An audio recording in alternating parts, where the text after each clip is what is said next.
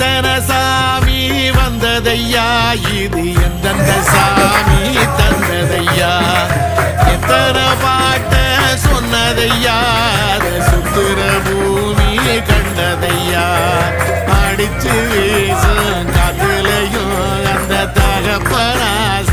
சுத்துதையா பிடிச்சு பூக்கும் விதையிலும் ஒரு வம்சத்து கதையே உள்ளதையா